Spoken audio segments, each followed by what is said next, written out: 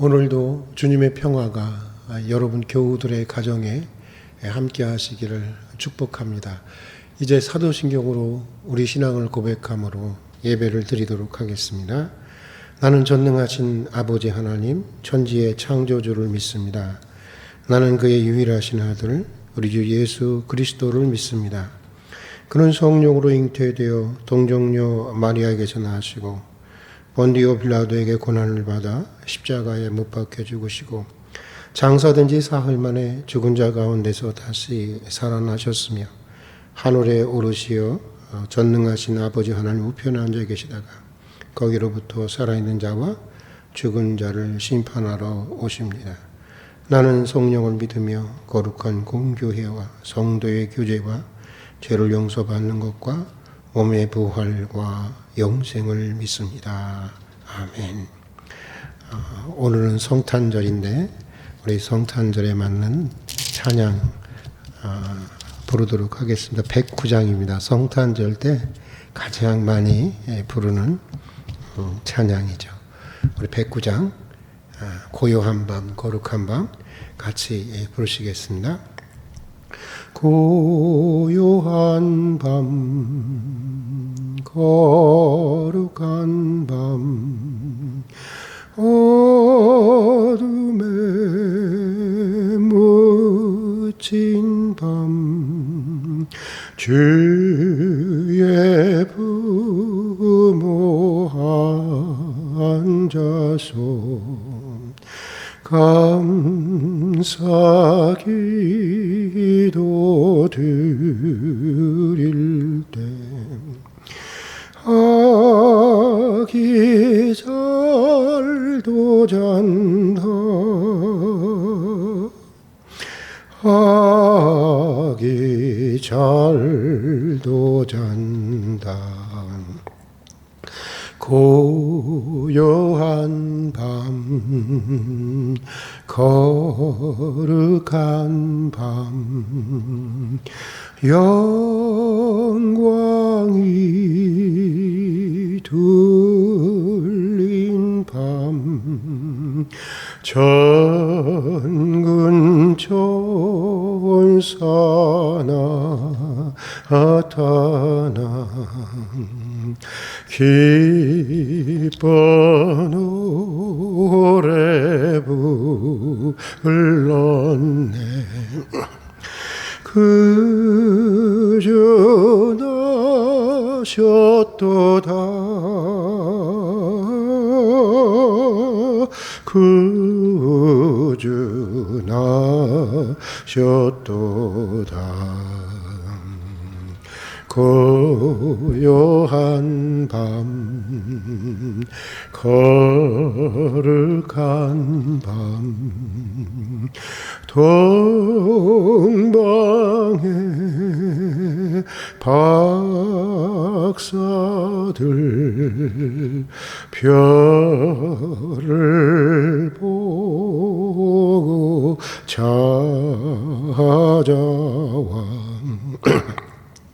그러 경배 드렸네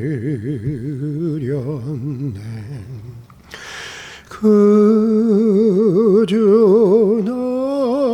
나셨도다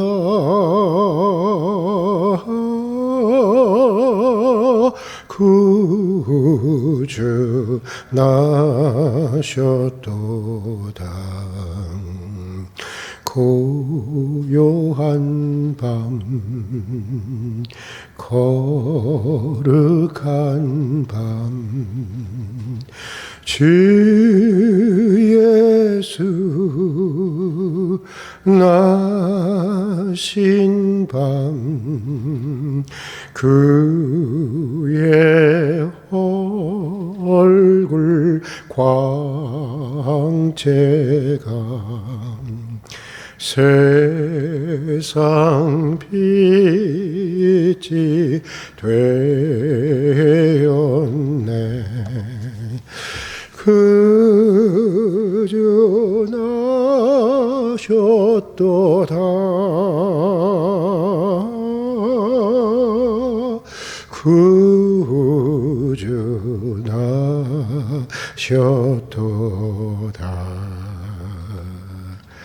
아멘. 오늘은 잠언 119편 57절부터 64절까지의 말씀입니다.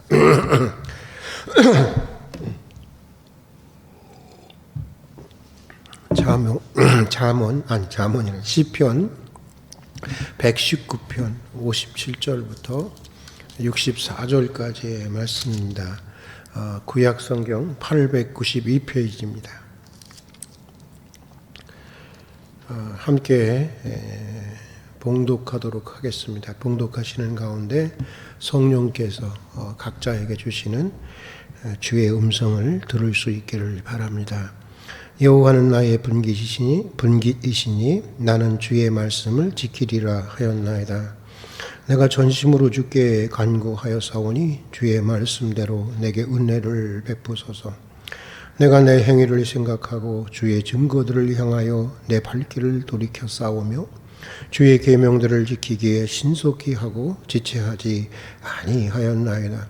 악인들의 줄이 내게 두루 얽혔을지라도 나는 주의 법을 잊지 아니하였나이다.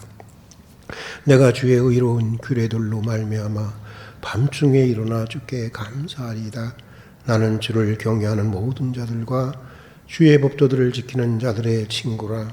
여호와여, 주의 인자하심이 땅에 충만하였사오니 주의 율례들로 나를 가르치소서. 아멘. 오늘 우리가 읽은 시편 말씀은 모든 구절들이 시브리어 알파벳 해로 시작하는 시편 119편의 7번째 문단입니다. 그리고 오늘 말씀 역시 그동안 쭉 우리가 읽어왔던 것처럼 하나님의 율법과 하나님의 말씀을 찬양하고 있는 그런 시편의 말씀입니다. 먼저 오늘 시편 기자는 57절에서 이렇게 얘기하고 있습니다. 여호와는 나의 분깃이라 라고 하는 말로 오늘 시편을 시작하고 있는데, 여기서 분깃이라고 하는 것은 소유라고 하는 것입니다. 그러니까 여호와는 내 것이고 내 소유라고 하는 것인데, 어떻게 생각하면 하나님을 소유로 생각한다는 것 매우 외람된 표현인 것 같지만 사실은 그렇지 않은 것입니다. 심리학적으로 분석해 보면 사랑의 극치의 표현은 언제나 소유권을 주장하면서 표현된다고 하는 것이 심리학자들의 이야기입니다. 이런 얘기가 있습니다. 한 번은 외할아버지가 손주를 안고 너무 이뻐서 아이고 내 새끼야 이렇게 했다는 것입니다. 그러자 손주가 하는 말이 아주 못된 녀석입니다.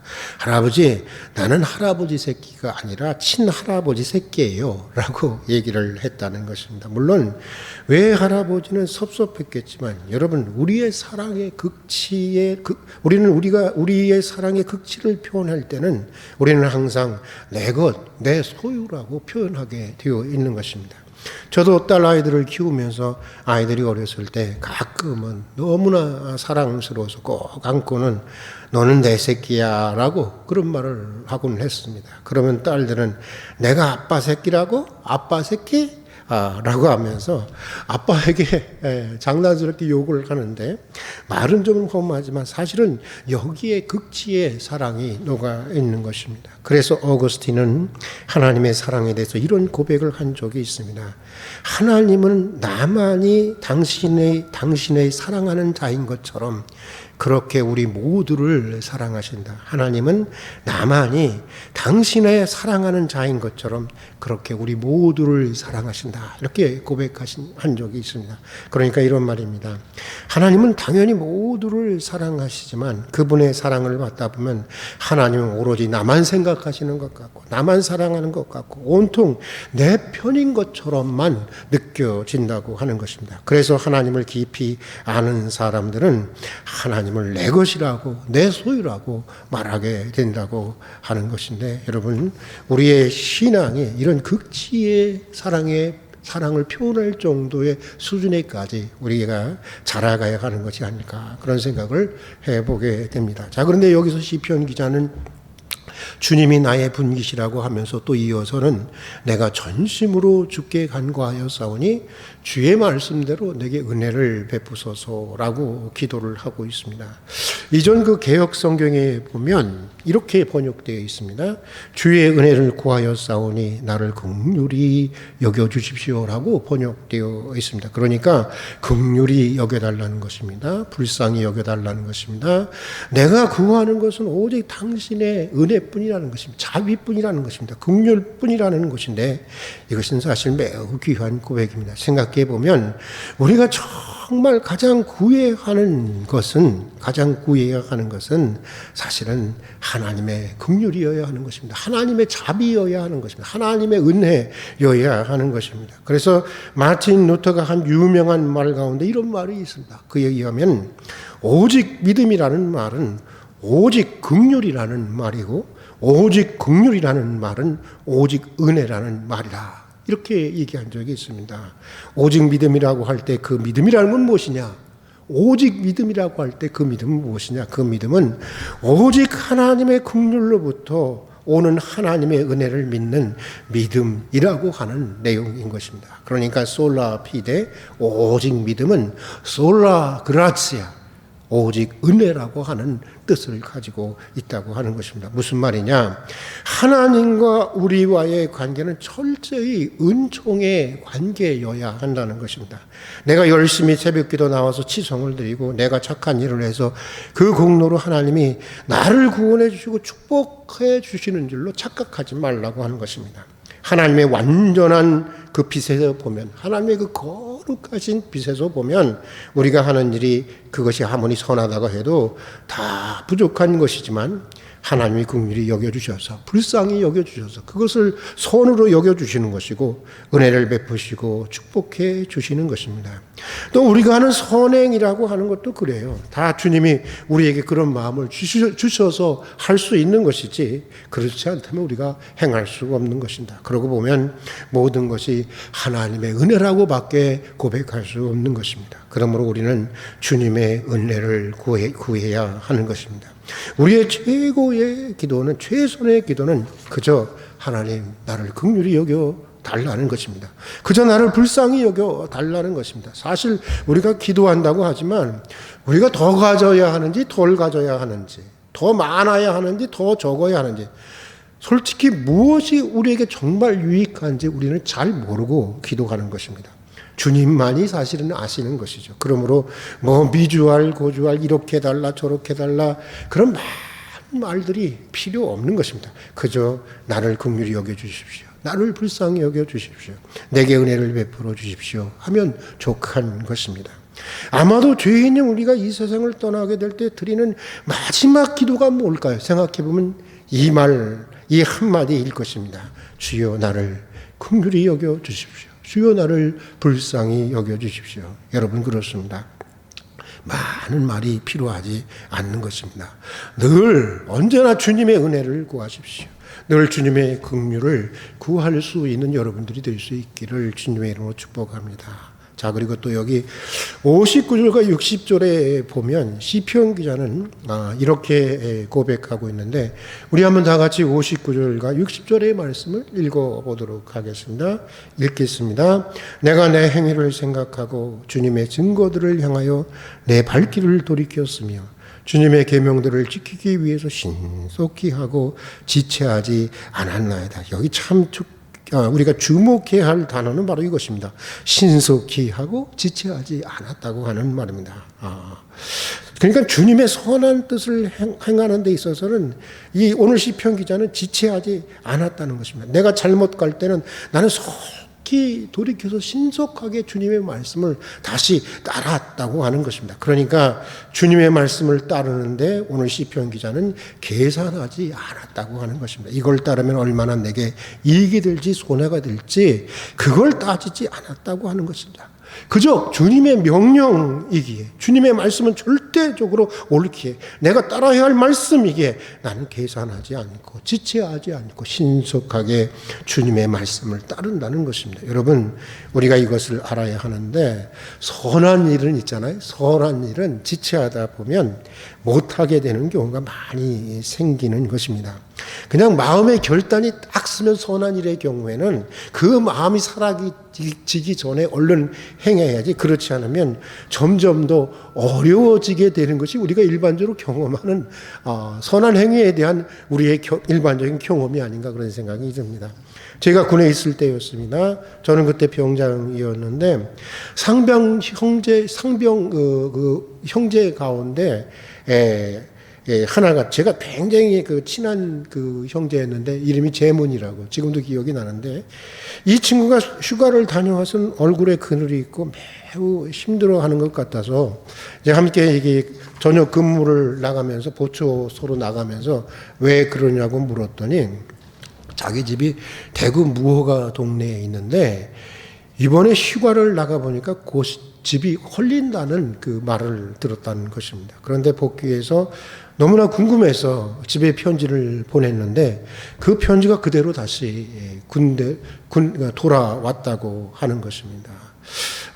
홀로 계신 어머니가 어떻게 되었는지 많이 걱정이 된다는 것입니다. 그 말을 듣고 너무 딱해서 중대장에게 이 친구에게 좀 휴가를 주어서 어머니를 찾게 해달라고 부탁을 했는데, 중대장은 혹시 사고가 나서 얘가 자대로 복귀하지 않으면 어떻게 되느냐 하면서 들어주지 않았습니다.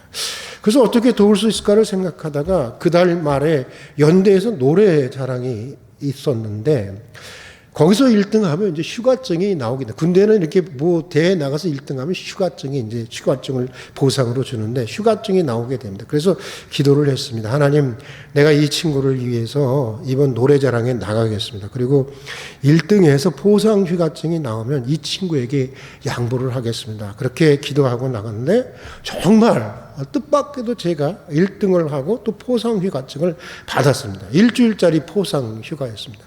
근데 막상 휴가증을 받고 보니까 나도 얼마나 집에 가고 싶은지, 우리 어머니도 그때 당시 암투병 중이었는데 마음이 자꾸만 흔들리는 것이었습니다. 그래서 이러면 안 되겠다 싶어서 그날 바로 중대장에게 찾아가서 그간의 사정을 말씀드리고 그 형제에게 휴가를 양보하겠다고 하니까, 사실은 굉장히 인정머리 없는 중대장이었는데 이 중대장이 감동을 해서 내가 자네를 믿고 그 친구를 보내주겠네 하고 제 청을 들어준 적이 있습니다. 그리고 그 친구는 휴가를 나가서 어머님이 잘 계신 것을 확인하고 군 생활을 잘하게 되는데, 아마도 조금만 제가 더 지체했더라면 저는 그 친구에게 휴가를 양보하지 못했을 것입니다. 사람이라는 것이 다 거기서 거기라 지체하면 할수록 더 하기 어려워지는 것입니다. 계산하지 말고 이게 주님의 뜻이다 하면 바로 신속하게, 지체하지 말고 신속하게 해야 하는 것입니다.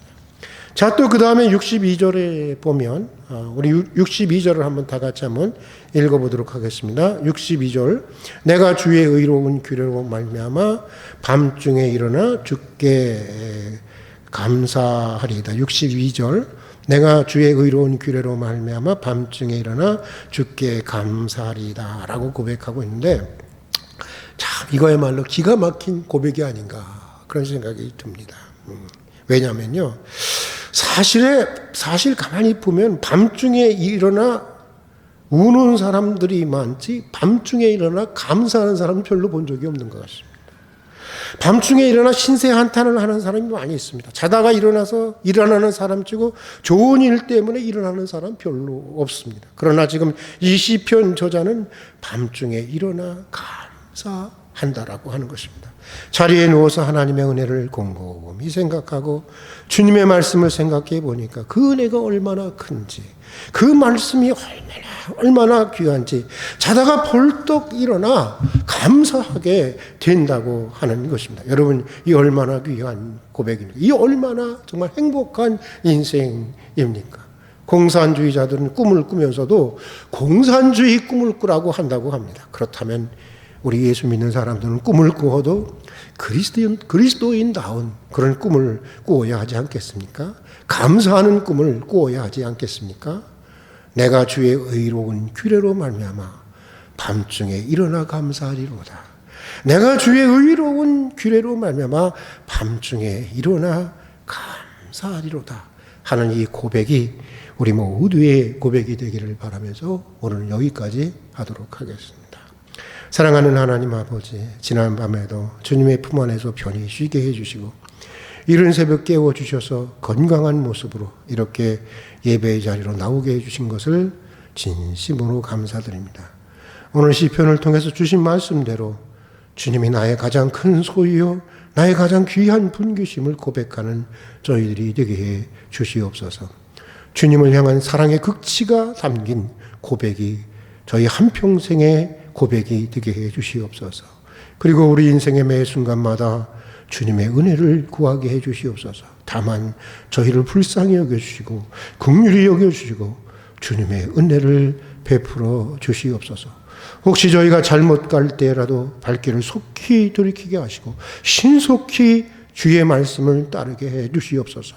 오늘 시편 저자의 고백처럼 참으로 저희 인생이 밤중에 일어나 우는 사람이 아니라 밤중에 일어나 신세한테 하는 사람이 아니라 오히려 밤중에 일어나 주님의 사무치는 애를 기억하며 감사하는 믿음의 사람들이 되게 하여 주시옵소서. 오늘 하루의 삶도 주님께 부탁드립니다. 일용할 필요들을 다 채워주시고 주님께 영광이 되는 아름다운 하루가 되게 해 주시옵소서. 예수님 이름으로 기도드립니다. 아멘. 주님 가신 기도로 예배를 마치도록 하겠습니다. 하늘에 계신 우리 아버지, 아버지의 이름을 거룩하게 하시며 아버지의 나라가 오게 하시며 아버지의 뜻이 하늘에서와 같이 땅에서도 이루어지게 하소서. 오늘 우리에게 일용할 양식을 주시고 우리가 우리에게 잘못한 사람을 용서하여 준 것 같이 우리 죄를 용서하여 주시고 우리는 시험에 빠지지 않게 하시고 악에서 구하소서. 나라와 권능과 영광이 영원히 아버지의 것입니다. 아멘. 여러분, 오늘은 아시는 대로 성탄절입니다. 그러나 코로나 사태로 인해서 우리가 함께 모여 주님의 탄생을 기뻐하고 축하하고 경배해야 할 날이지만 코로나 사태로 인해서 우리가 함께 모이지 못하고 비대면으로 또 동영상으로 예배를 드리게 되었습니다. 그러나 비록 비대면이지만 우리가 성탄절 예배를 드리려고 합니다. 11시 반에 각 가정에 동영상으로 해서 예배 모든 신앙을 동영상으로 보내드리도록 하겠습니다. 비록 코로나로 어려운 때이지만 우리 안에 성탄의 기쁨과 소망이 충만한 한 날이 될 수 있기를 주님의 이름으로 축복합니다.